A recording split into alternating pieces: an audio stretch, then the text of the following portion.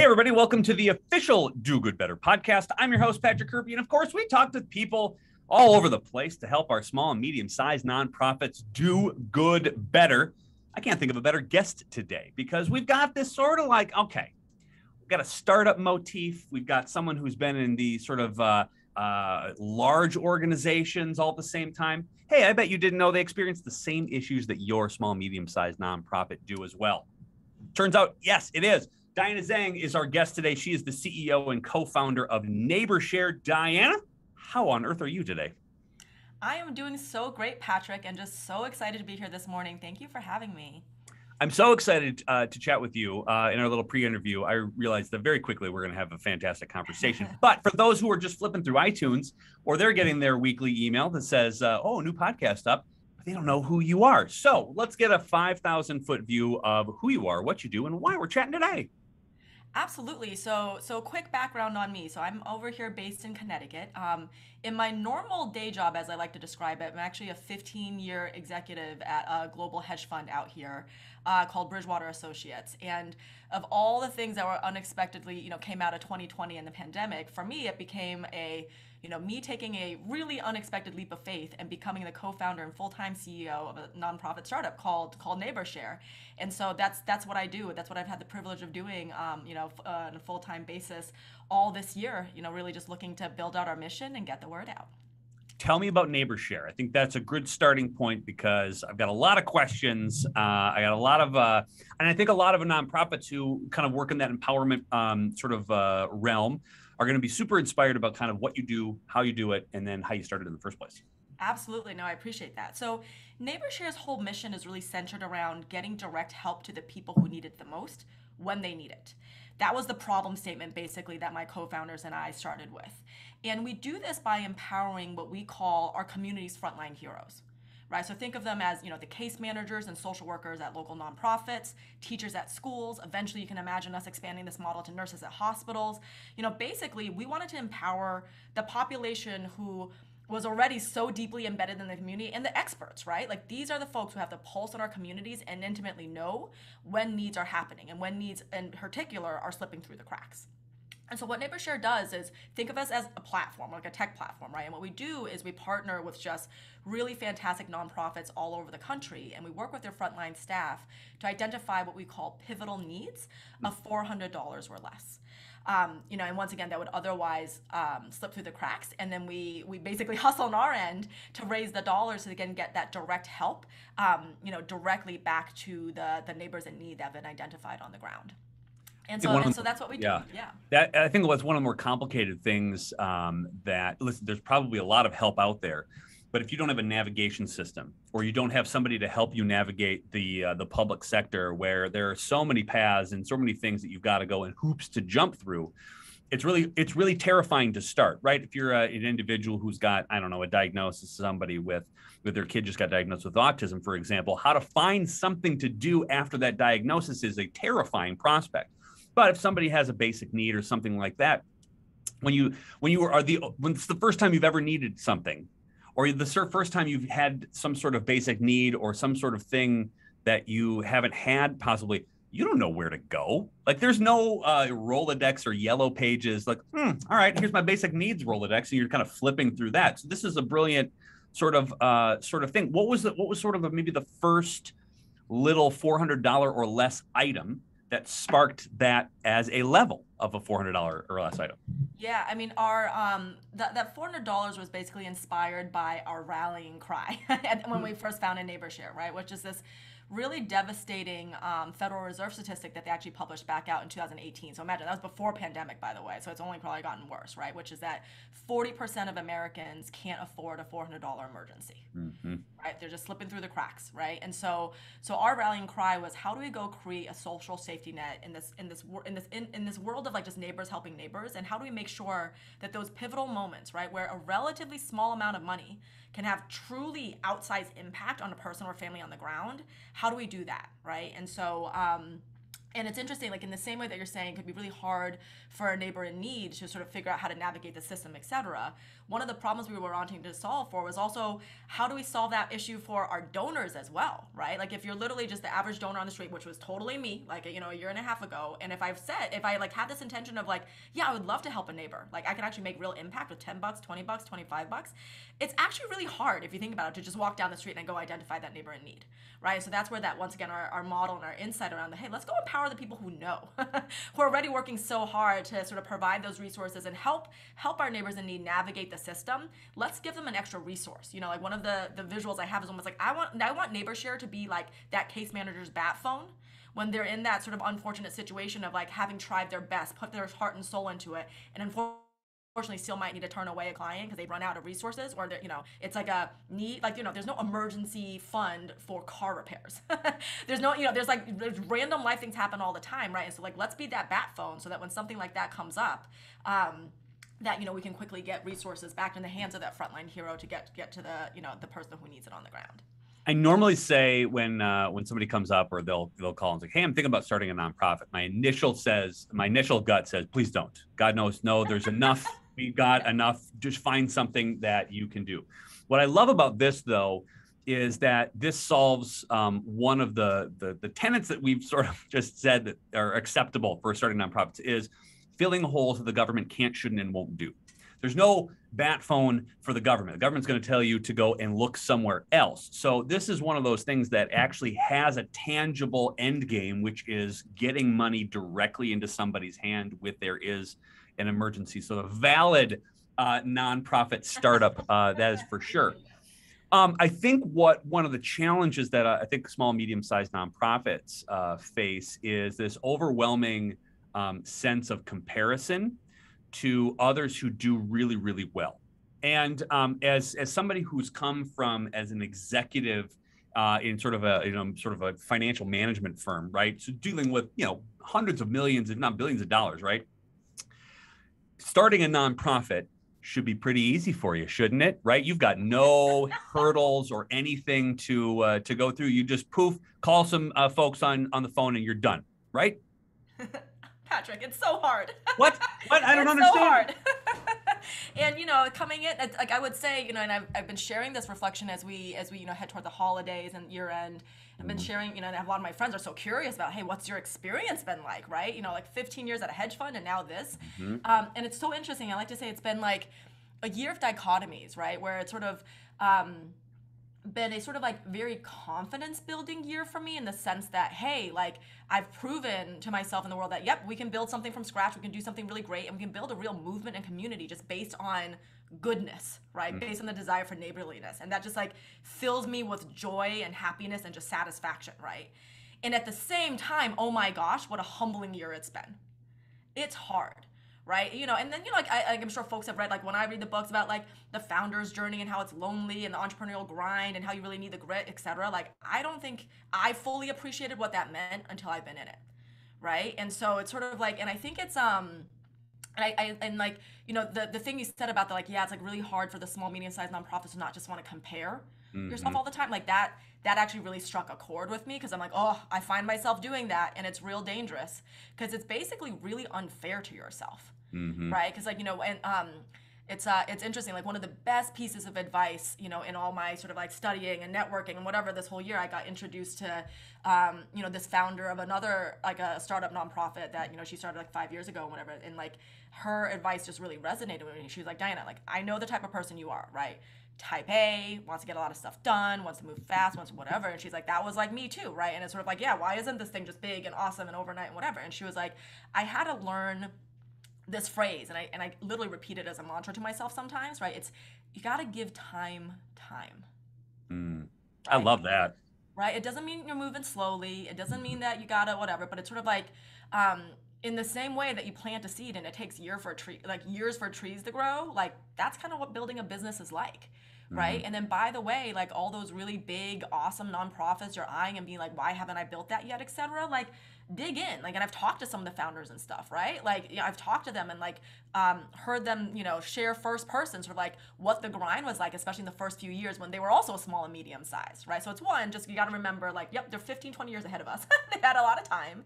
And then two, like everyone goes through the initial challenges, and that's okay. That probably means you're doing it right. Yeah, Right. yeah. So I love giving time. It doesn't mean that you're not doing stuff. yes. But those big, hairy, audacious goals don't happen overnight. We Right. just had a client of ours land a massive grant, like a 7-figure grant. Took 8 years. Yeah. That's a long time, and it's okay. It's not that you're not providing or you're not growing or you're not doing some of these things, but it takes time, regardless of where you are or what niche you're in. That's right. And I think that's the other thing too, is that the ones that blow up and the ones that you saw that like, I started this 3 months ago and now we're a multi-billion-dollar nonprofit organization. Those are so far removed from the reality of day to day, everybody doing this. It's just nice to hear, regardless of where somebody is listening from. Everyone wants their thing to go viral overnight. Yes. But like, let me just tell you, that's not a business strategy. It's not. No one's gonna turn it down if like it happens. Like I'd be like, hey, I'd love NeighborShare to go viral, but like that's not the point of comparison, and that's not the way to measure your own success.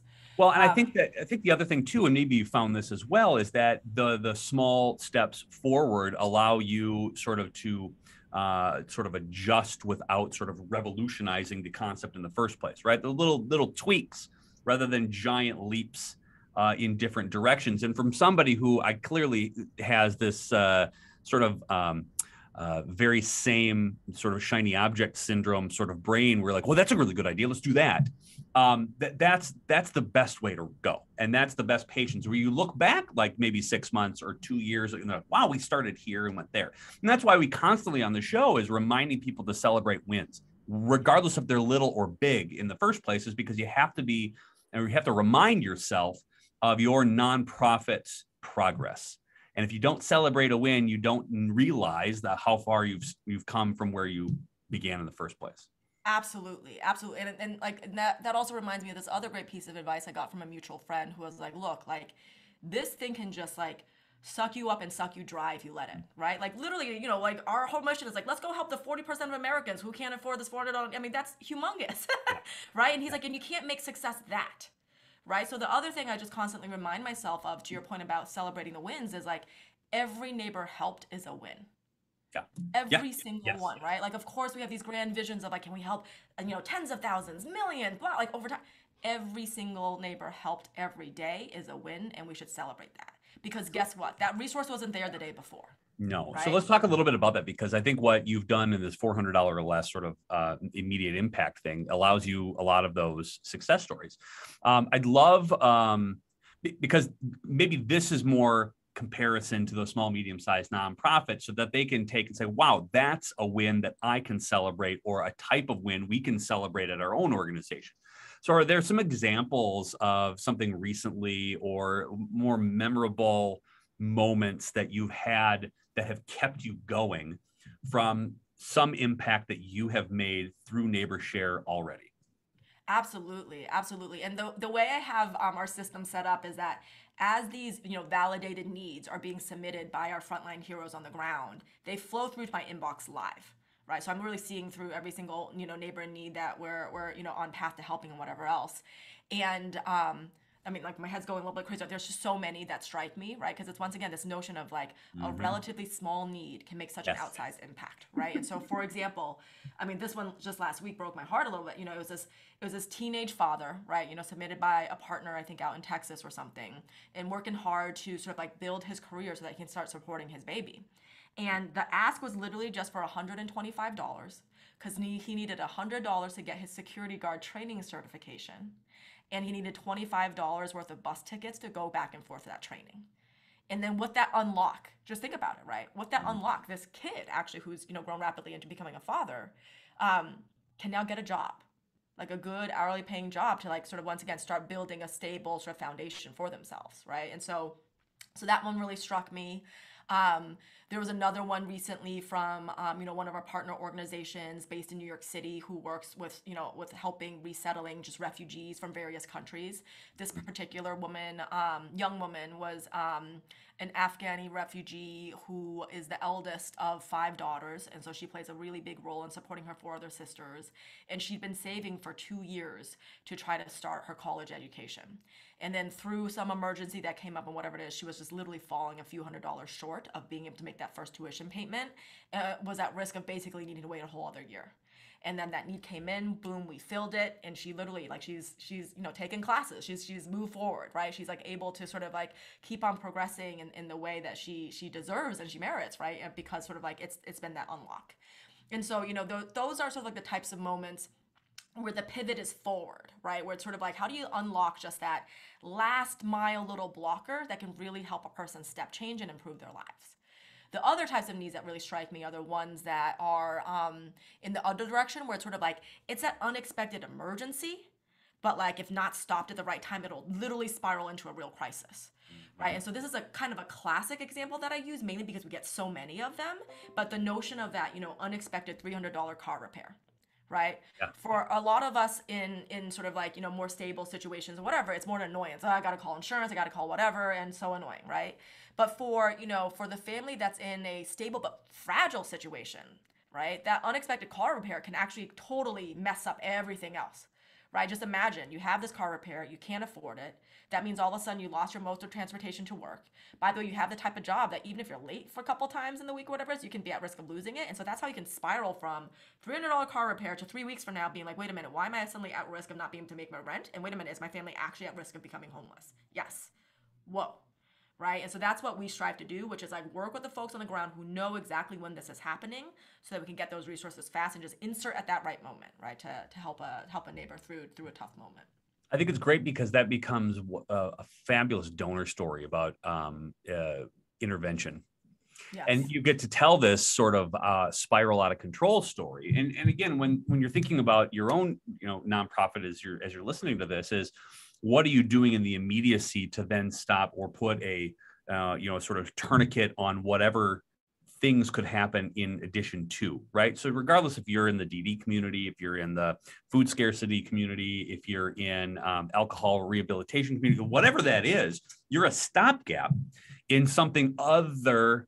It's another tragedy befalling a family or an individual that you're serving, and then your win and your impact is that immediate little moment that you probably think about it as, oh, that was just a nice little thing that we did, or that's just part of our programs and services. We don't think about it as anything groundbreaking, but to that individual, sure as hell is. That's well said, Patrick. That's well said. You've got a litany. Can I say, I would say litany, because I think a boatload or a litany, we're going to do one of those two frames of volunteers that work within NeighborShare. That has to be an unbelievable, overwhelming task to manage a lot of these frontline workers and frontline heroes that are working directly with individuals who know about and use NeighborShare. How on earth, and in a startup realm, are you navigating this very complicated volunteer system that you have put in place? Yeah, I mean, I think our volunteer team is probably one of the things I'm most proud about for NeighborShare, and one of the things that I've enjoyed the most in building it is how I'd say, right? Where like, once again, like we were literally at zero, like the NeighborShare name didn't even exist back in, April, May of last year, right? And then, I would call it almost like 98% of all the progress we've made came from our volunteer team. Like it's sort of like all that momentum, all that startup energy, all that expertise comes from this team.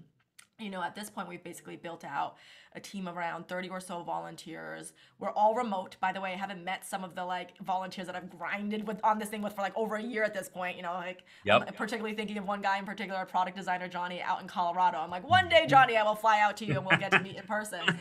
But it's all these like just passionate volunteers who, the model that we've set up basically is like we've recruited folks who are skilled and expert in their day jobs, who are willing to bring in those skills and expertise into the NeighborShare realm, right? And so sort of like the way I structured it is like, and this is where my background does give me a bit of advantage and help, because like what I did in my previous role was to manage, right? Like my job was to build and run teams and whatever. And so it's sort of like it's been this interesting thing where like, yeah, I've been building a company, right? I have an org chart, I have skill sets that I need, we think about them, etc., and we go out and recruit. And then the one thing that's missing though is like I don't have money to pay them, right? So that's been like certainly an interesting challenge that I'm happy to talk more about. But at the same time, it's also been such just like a testament to just like the really awesome people out there, right? Sort of like what's happened because like by default, because you're screening for the like, hey, you're just doing this literally for social good.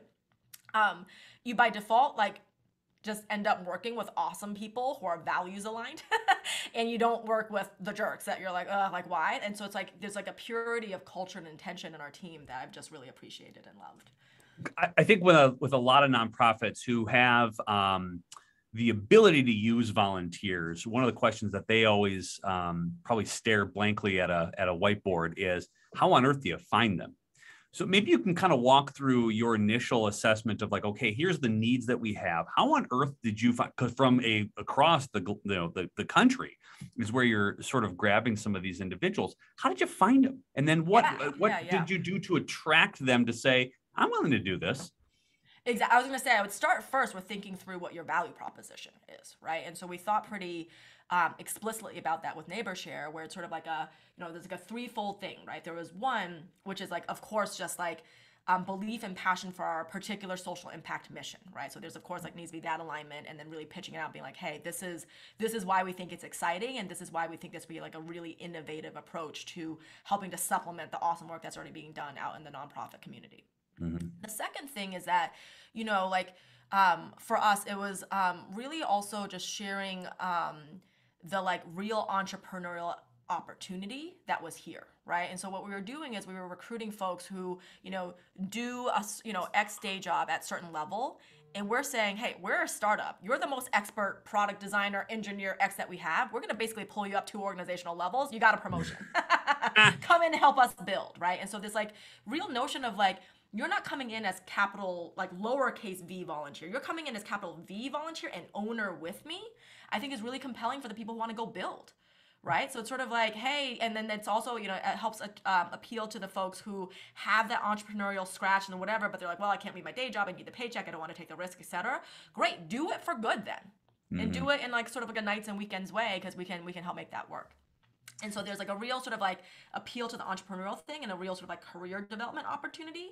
And then the last piece that we really focus on building out is like this promise of community and network, right? Like we've built like a really fantastic board. We have a really great network of advisors. And so it's also a little bit like, hey, like come help us build. And by the way, you'll be making a lot of great impressions to also people who matter in the world, who like all are like, my board members are constantly like, who needs help on your volunteer team? Who's looking for a job? Who needs their next gig? Who needs their whatever? And so it's very much creating a very explicit, like we are here to pay it forward for each other because we're all neighbors helping neighbors. Right? And we all have needs. They might be financial needs, they might be something different, and then we're all here. So there's sort of like that spirit and that value is just embedded in how we work with each other and how we want to help each other out. Like I've like probably written more business school recommendations and done more job referrals than even my previous 15 years, like coming out of this thing, right? Because it's like so great to be in a position where we can help each other out in that way as well. So that's like the value prop part.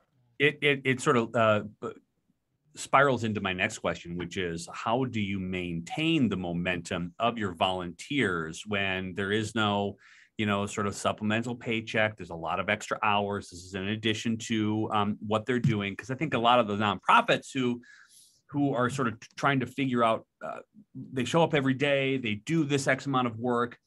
We don't take them for granted, but what purposeful things do you do on a regular basis to help build that momentum or maintain that momentum of what you're creating at NeighborShare with those who you have recruited to be volunteers? Because I think that's so insightful to kind of get perspective for other people to use different nuggets of info or little ideas that they have to keep their own volunteers, sort of happy and excited. No, absolutely.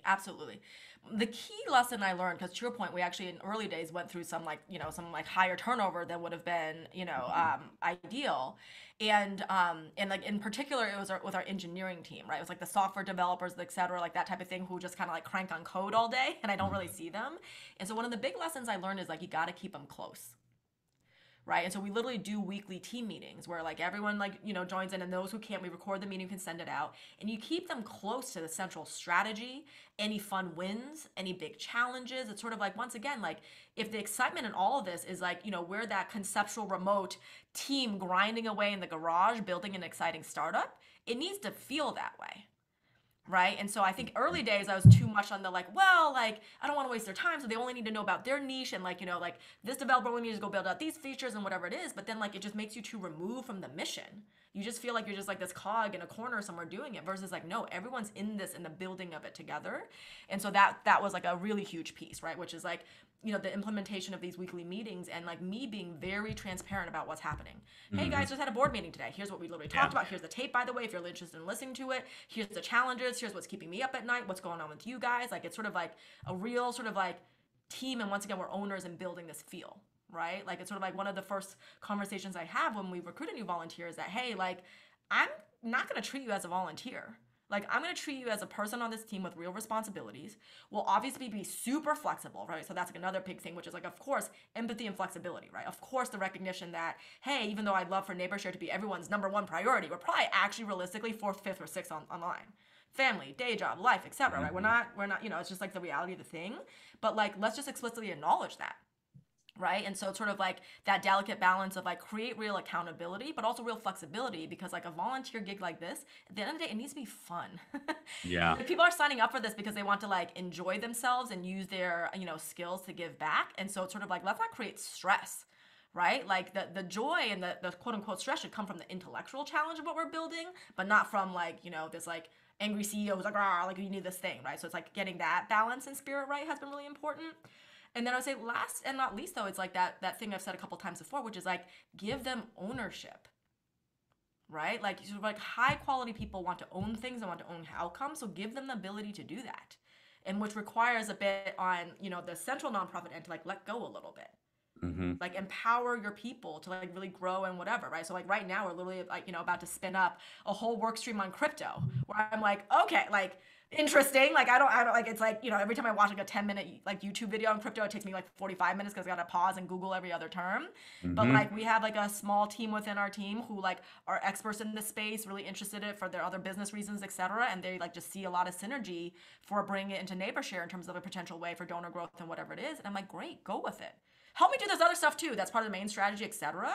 But if you guys are saying you want to jam for a few extra hours on the weekend, etc., I will support you. Like, well, let's go. Like, let's do it, right? And so giving that freedom and ownership a little bit, I think, is really important too.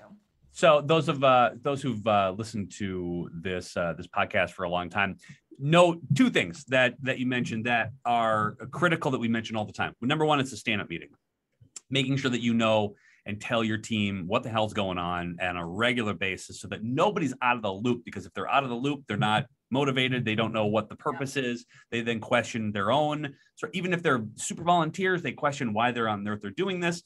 The other thing is, third-party endorsement is exponentially more important than first-party solicitation. And what it means in this case is that you're having volunteers who are not paid, who just love this, talking about your vision for the organization and for NeighborShare in general. So their excitement about knowing all the behind the scenes stuff, or board meetings, or whatever, the nerdy things that you don't think they want to be involved with, they're going to take and tell their friends who have no association with NeighborShare whatsoever. And they're going to, vicariously through just their excitement, are going to recruit more people who are interested in either donating or volunteering or trying to get somebody to be aligned with the organization itself. And that's why it's so unbelievably critical. I'm so glad that you mentioned that too, and giving people real life examples of like what to do and to overshare. Because what are you, behind some closed doors trying to do nefarious things? No, you're just trying to do good in the world, right? So invite people to the table to then listen and then go apostatize about what awesome things that you're doing in the community. Because nobody else, it's marketing you can't buy. Absolutely. And I actually realized when you're making that comment that I neglected to answer your question around the how do we recruit these folks. So much of it is word of mouth, right? So like in the Yes. beginning, it was sort of like we had a core team, and then we did sort of like tap into a couple of like recruiter type friends who like found us some people that we had met before, etc. But like once we Mhm. had enough momentum and enough of a core, every other new volunteer has come through referral. Right. Right? It's literally like, oh, we need an extra this. Like, who knows graphic designers? Who knows whatever? And then it's sort of like friend of friend, word by mouth, etc. And then to your point, that's the best pitch because it's a combination of like, someone that the recruit trusts saying, I'm excited about this. This is why this is a legit team. Yes. This is why we're doing really good work. And then Yeah. two, it's always better because it's like, if anything, like the quality is just so much better. Because it's someone who's like, no, I've worked with this friend, worked with this colleague. They're fantastic. They know how to do this thing, right? Way better than what you'd get in like random recruiting platform out there, right? It's why you rely on total strangers' advice and suggestions on Amazon to buy a product, right? You're like, it's not like the company's going to come and call you and say, listen, this is a really, really good deal. No, you're going to take advice of people who don't have any association with it. That's the first thing you go to. And if your friends who you trust and love and adore and hang out with endorse this as an organization, of course you're going to come and look at it because you know that they wouldn't lead you astray, which means they're going to go and associate with it. And so that's so important. And those make the best donors. They make the most loyal donors. They make the most enthusiastic donors because they weren't coerced by any sort of like marketing campaign you came up with. They're authentically and excited about helping you build momentum because they see it from a totally different perspective other than being approached by you, a founder, or you, a co-founder, or you, a board member. That's absolutely right. That's I love it. right. Can't agree more. What sort of cool things on the platform that NeighborShare has were sort of interesting. Like I've never thought of this, but I think this would be really cool to have, right? So you said there's a lot of development in it. There's sort of an app piece to it. How did that start? Was it just like, I want a yellow pages full of info, or was I want something mobile that we can have a direct response immediately for? How did that sort of come to play? Yeah, I mean the whole thing started with the spark of an idea that my co-founder had, right? My co-founder Brian Kreider, and the way we started was like it was literally a random call on a Wednesday night, I think, in the beginning of the pandemic, where he was like, Diana, the world is falling apart around me. What's going on? And then he was like, by the way, I've been noodling on this idea and this concept for a while based on, he, in terms of many things that he's done in his life, he's also had like 20 years of real experience in social impact, started a nonprofit when he was in college and all that stuff. And so he was like, I've been noodling on this idea for a while, never prioritized it, right? Because like work, life, etc. But now with sort of like COVID happening and just watching the headlines flow in, right? Like the avalanche of need had already been released. He was like, I feel almost irresponsible to not do something, right? And so basically made like an unsolicited 15-minute pitch to be like, hey, do you want to build a startup with me on the side, even though we have our gig and whatever? And like me being me, I'm like, yeah, hell yeah, let's go, right? And so we just took that spark of the idea and literally just like started just building out sort of like a very basic user flow of like, hey, if the whole point is we want to connect with nonprofit frontline heroes who can identify the needs, and we need a way to get the needs, spotlight the needs to donors so that they can like choose a neighbor to help and just get the thing going. We just kind of like started just very baseline there. And within sort of like probably I think the first like 4 or 5 weeks, had sort of like the basic website up and running. And a lot of what was built in those early days is still what exists on our site today at mbshare.org. Because at the end of the day, like I think so much of our challenge, like over time, hopefully we'll get more sophisticated and fancier about tech. But so much of it is also just about the network of those nonprofit organizations, the community you're building, right, and then the messaging you're getting out to the donors. Like there's like it's sort of like it's not just the tech piece, right? Like that in of itself will help us make sure things are scaled out and efficient and whatever it is. But there's also just so much of it that's just about community, right? And how do you get the message out there? Like all we're really trying to do with NeighborShare, I think, is like bring a more tech-enabled approach to that age-old concept of neighbors helping neighbors. And we're doing it with an added layer of trust and validation in it because of the way the world is these days, right? And so like having these needs be sourced in a way that's like, nope, it's like a third party vouching for the fact that this person is real, this need is very real, and hey, by the way, it's a need that's about to slip through the cracks as we don't have local resources that can help with it. That just creates like a safer environment for our donors to operate in. When you're talking about donors, how does the conversation go? Do you ask specifically for specific needs, or are you asking in general terms to say, hey, as an example, these are the type of things that we are doing that we're looking for your support? Because I think there's two schools of thought. One, I need to have an applicable thing that they can see dramatically that their gift is going to make an impact on, or these are a group of people who have the capacity to give, and they trust us as an organization to get it to the people who need it most. Where do you find your balance, and where do you spend the most time? Yeah, we do both. We do both, right? Because like the way the whole thing works is that, our nonprofit partners are submitting these individual needs anyways, right? Because that's the way we like see and screen and whatever. And so we expose that to our donors, right? And so we've definitely seen the pockets of donors who'll say like, no, like I really love just sort of like scrolling through your site, reading these stories because it just educates me, right? Like I didn't realize needs like this were existing in like such a localized area and whatever else. And there's those like that. And there are others who are like, I just love the concept. I either don't have time to scroll or like I almost don't want to because then I can't choose. Like it's just so hard to choose. Like everyone needs the help and everyone sounds like they can use the extra helping hand. So like let me just donate to the general fund and have you guys allocate. So it's a bit of both. And I think there's power in showing it at what level. It's like whatever level of transparency a donor wants to see, right? It's a little bit choose your own adventure, and you just keep it as efficient as possible, regardless of which adventure that they choose. I love that as a choose your own adventure. By the way, that's my next. I think I need to write a book about that, where you just like choose your own donor adventure, where like, hey, you got to ask a bunch of questions, and then eventually you get eaten by a dragon. Because I always loved those books when I was a kid. So that's gonna happen. You reminded me that I got to take a note to like get that going. I'd like some credit in there somewhere. Done. Magic, like. Yes, that you'll have definitely a piece of credit there. But the other thing I like is that they're doing both. You're not doing one-offs, right? So it's not one or the other; it's both. And based on what the donor is like, how do you relate better to a donor? If they don't understand the litany of lists, they don't see this giant scrolling list of needs. They're not going to see like the massive.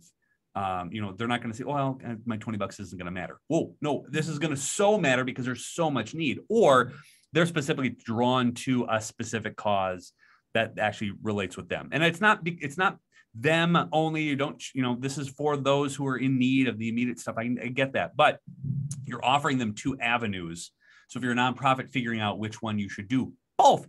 Do both. It's okay. Yeah, man. And experiment and get feedback. Right? Yes. Because like different things might work. And look, there's like a balance, right? Like to your point about, do you show the giant, scrolling screen of things? Like we played around with that where it's like, look, like we've also gotten some feedback from donors like that just becomes also really overwhelming. Like to your point about, like my $20 is a drop in the bucket. We're like just too overwhelming. I can't choose.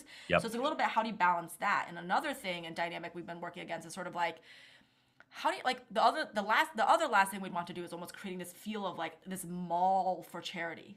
Like, what a terrible, undignified way to help a neighbor. So how do you also create this experience where it's like, it's once again that intimate touch of like, I'm this neighbor helping a neighbor versus like, I don't know, you're on some like store's e-commerce storefront scrolling through your 200 types of shoes to buy. Like, it's sort of like, how do you make sure you don't actually create that type of experience? Because that's just in a lot of ways distasteful for the donor and also just not dignified, right, for our neighbors in need.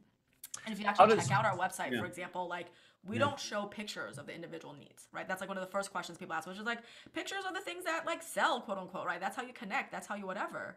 But for us, it's all about like I understand that yes, donors might like to see the like sad picture of the kid and whatever it is, but in our minds, it's sort of like the main people we're really ultimately here to serve are those neighbors in need, right? And they deserve sort of like a private, dignified experience.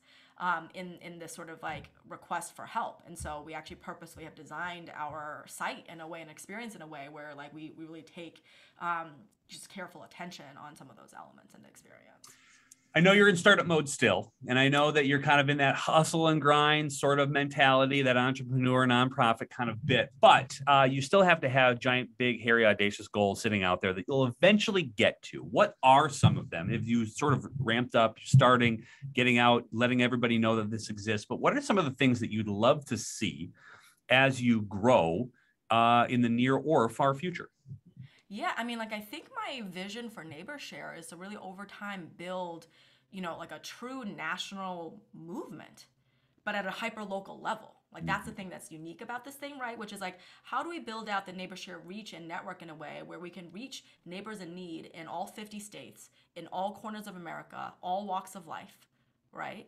But then do it in that hyper local intimate way where we have the awesome boots on the ground via our frontline heroes, so that even though there's like this big national thing, et cetera, it's still very intimate, right? It's still very like, it's sort of like every individual has been identified who has that moment, who has that whatever. And so that's like the grand vision of like, how do we reach and scale in that way so that we can really truly create that sort of like neighbor to neighbor safety net for each other, right? So we're that, once again, the 40% of Americans who can't afford that $400 emergency, there's an extra helping hand to catch you in that moment. I think that's the big vision. If you're a donor or you're a nonprofit that's looking to get inspired, you want to go and scroll through this website itself. How on earth do you find NeighborShare? Where do you go? What's the website? How do I get a hold of you? Yeah, no, perfect. So, please find us at www.nbshare.org. That's our website. You can also follow us on Instagram at NeighborShare. And then look, if folks are interested in talking to me, I love to meet people. I love to meet folks who are sort of like in the same industry and have the same passions and whatever else. So please also just email me at Diana, Diana at nbshare.org. We'll drop all of those links, of course, in the show notes. And please go visit, because it's such a cool thing. And again, if you're a small or you're a medium-sized nonprofit, you need a bit of inspiration, go there. If you need a bit of cheerleading together, go email Diana, and really kind of use your story, your inspiration to go and listen. Patience is a virtue. It's gonna pay off. Your grind is gonna work. You kind of get together and follow them on Instagram, and then go like everything that they do as well. I could talk for like the next 4 hours about this kind of stuff. This is super fun. We've already come up to our time, which is crazy. That's crazy. Yeah. So excited for you and this sort of adventure itself. Just amazing impact so far. So kudos to you for continuing that unbelievable work on assembling such an unbelievable diverse volunteer core across that's helped you manage this. And thank you so much for your tips, tricks on how to recruit, get all your ducks in a row and make sure that your visions and values are aligned. But more so, how do you continue to manage some of those volunteer expectations and build that momentum and keep that momentum rocking? That's going to be so helpful to those who listen, those that are looking for inspiration as well. Kudos to you. And thanks so much for being a guest on the official Do Good Better podcast. Absolutely. Thank you so much, Patrick, for having me. This is awesome. It's been awesome indeed. All right. We'll talk to you later. Bye, Patrick.